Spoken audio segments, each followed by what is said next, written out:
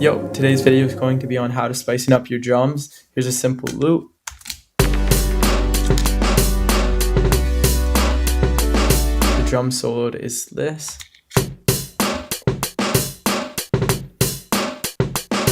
So they sound great, but they sound very stagnant and they sound very like robotic. We want to show you how to make them sound better and more realistic, because in this digital world it just seems that a lot of drums sound really electronic. That's a good style to go for, but also if you want to make them sound realistic, this is what we'll do. Start off with the kick. In Logic, we're going to go into the MIDI file. We're going to Command A to select everything in that region. We're going to go up here to Functions, and we're going to go down to MIDI Transform, and we're going to do random velocity. So we're going to change these two parameters here. We don't want it to fluctuate too much, so we'll do about 80 to 120, say. So it's a lot closer together. You click Select and Operate. Very subtle, but it adds a little bit more movement to the drum itself because it actually feels like it's getting played live. So we'll go on to the next instrument, which is this hi-hat. It literally sounds like someone's like smacking something into a computer. Like it just doesn't sound like it has flow, or it doesn't feel live or real. So we'll go into this. We're going to Command A, and then we're going to go into Functions again, MIDI Transform, and we're going to do random velocity. Okay, and now this one you want to have a little more diversity. So we'll go about 60 to 120. And now you hear how it pulses, you hear how it actually has some flow to it now. So we'll go on to the next one, which is our snare, and I should rename that drum snare. Not bad. Okay, so we'll go on to the second hi-hat first. That's cool. Same thing, Command A, Functions, MIDI Transform, random velocity, and let's do 60 to 120 again. Let's do it even more drastic for this one. Let's do like 30 to 120, so it's like a massive gap in between. That one was really soft. You see that one right there.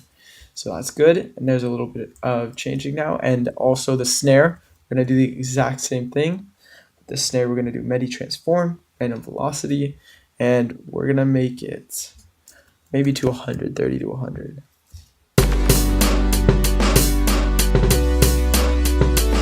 So that right there, we heard it, and the snare sounds too quiet. So what we're going to do is we're actually going to go back to Functions, MIDI Transform, and we are going to random velocity. We're going to actually change it up. We want it to hit somewhat hard, so we're going to do about a 70 to maybe like a 1. Can we go to 140? Let's see. 127's max. So it'll be a lot smackier. Let's hear it now. That's better. It was too soft, not the genre we were sort of going for. So we'll hear them together now. Cool. So they sound a little more live and like it feels like they're moving. Now something we're going to do for the hats is we're going to add a noise gate. We're going to go into noise gate, and then we're going to go stereo, and we're going to click this button over here, Ducker, and we're going to sidechain basically the the hi-hat to the kick. So it's gonna pulse to the kick. So right here, you go up here to sidechain, you click this little button here if you don't see it, and then you open up sidechain, drum, kick. So now we're gonna go hear the two.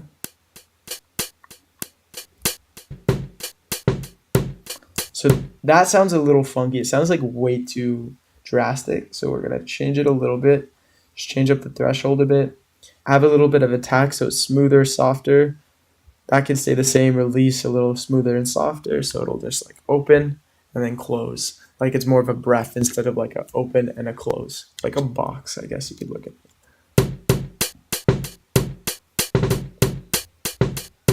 Still, we'll take it away a little more, ducking. So that now adds a little bit of more flavor to the actual hi-hat itself.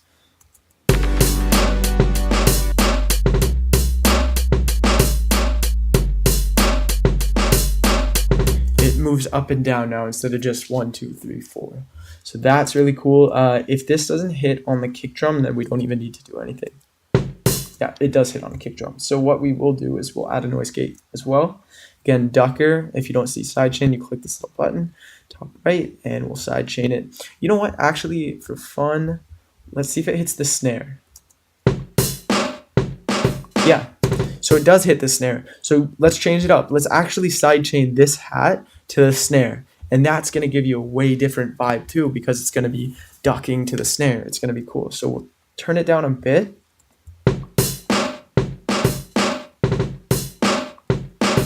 So every time the snare hits, that ducks. So now it gives it like an offbeat sort of sidechain effect too. So it's really just like being creative and playing with all the possible settings that you can, which is really fun about this. So let's hear them all together.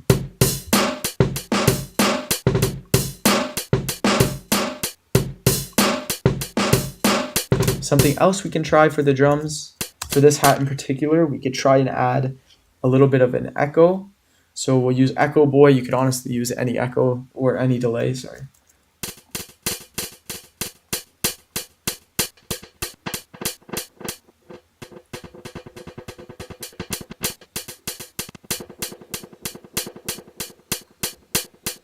That sounds cool.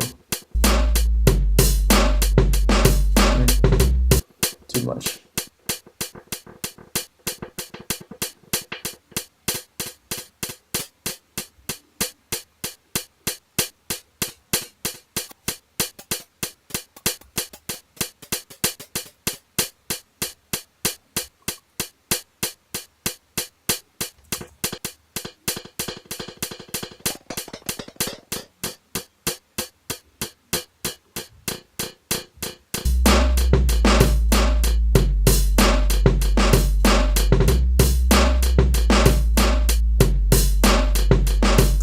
That is such a fast delay, it almost gave it like a reverb effect. So that sounds even sort of cool. It added a little bit of depth to the sound.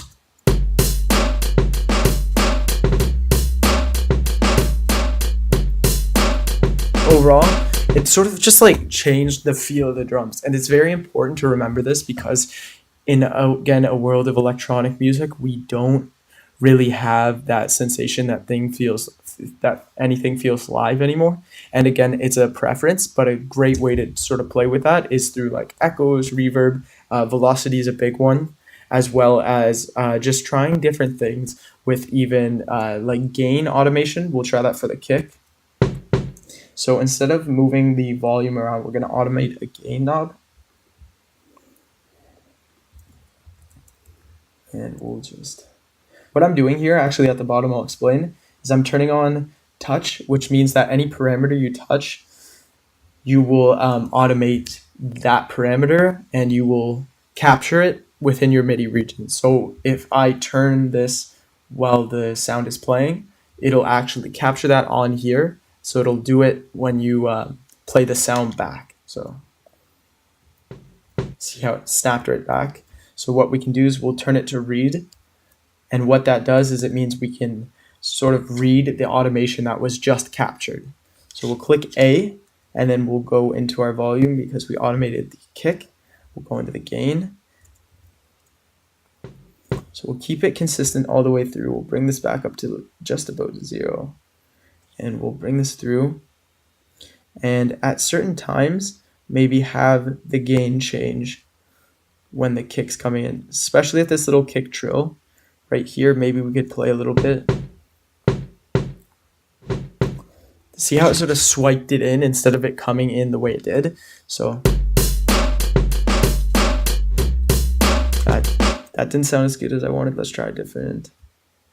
That sounded pretty cool. It sounds like a swipe in because you're playing with the fact that you had the kick drum going into a trill, like multiple kicks, and then you're playing with sound, like the volume, the gain of the actual sound. So it's just like being extremely creative. Remember, like this is entirely, what's the word? Creative something. I forget the word, but you just need to really just try anything and everything. These are a few tips that I sort of, that have helped me in the past, but just elaborate off of what I do, comment, and let me know if you find any other ways to sort of get drums sounding cool and live. But this is how I do it. So thank you so much for your time, and we'll see you soon. Take care.